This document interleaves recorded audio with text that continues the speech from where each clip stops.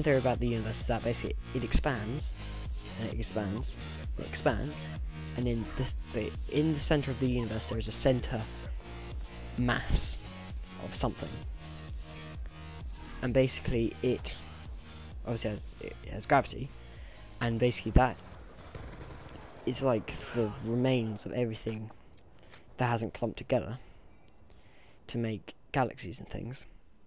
So basically the universe expands and expands and expands, and then when at a certain point the energy from the explosion wears off, the gravity of everything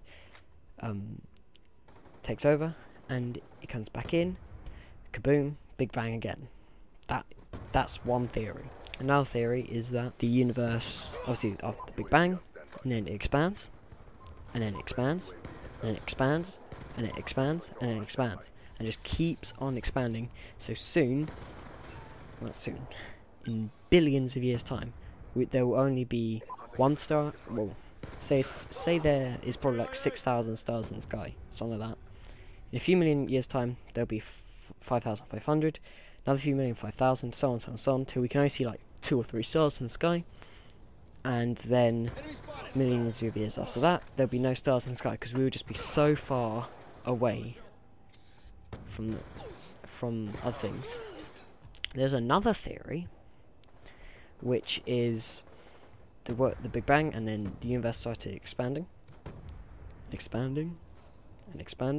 Then at a certain point, not so much, basically expands, then it speeds up, then it expands more, it speeds up. So basically, it's like curving outwards till it is just going to expand so fast, like everything will be so far away from each other so quickly. I think there's a fourth one, which basically it's like the last one. It gets faster and faster, faster. Then when it gets to a certain point, it starts contracting, but it goes the same speed backwards. So it's really fast and it's slow. And then to do the Big Bang and all that, there are theories that maybe this is the only universe there's ever going to be. Maybe I know that Big Bang happened just because there was all that mass in one atom and the energy was just too much and exploded, and it's just going to get further and further away from it. The second method I just said, so the one where it's basically like a dot and then a triangle outwards, so it just gets bigger and bigger and bigger at a gradual pace. Obviously, I mean, when I say obviously it's doing quite slowly, it is 70 kilometers a second. So every solar system is moving away from each other 70 kilometers a second, which is fast, but in terms of the solar system, it's relatively slow. It's fast for us, but we're tiny. I mean, we're small. The only reason why we're one of the biggest things on the planet is because when the meteorite hit that killed the dinosaurs, everything under the height of 2 meters got extinct. Everything underneath it survived. And then you might say, oh, giraffes are over the size of 2 meters, so how did they survive? Well, they evolved. And going into evolution, you obviously have Darwin's theory, which is natural selection. So, and survival of the fittest and all that stuff. So basically, they have to evolve to survive and things like that.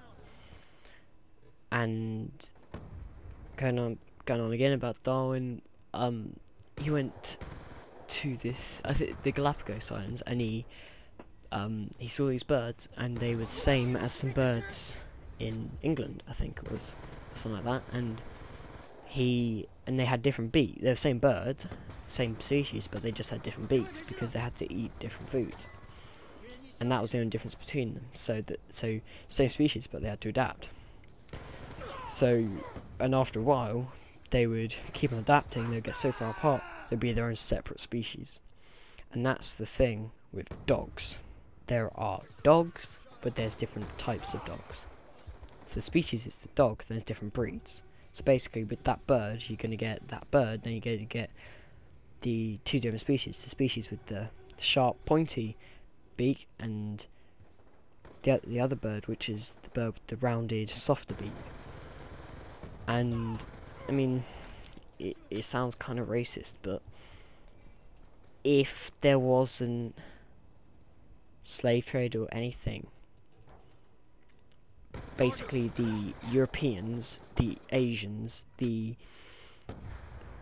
Africans, the Native Americans and the South Americans, they could all become their own separate breed, if you want to put it that way, or even species for that matter.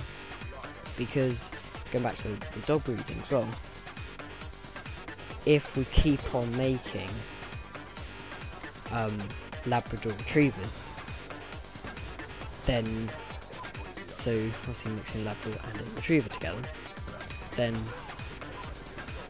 if you keep on doing it, then eventually that will become a separate species, because it would be so different to all the other ones.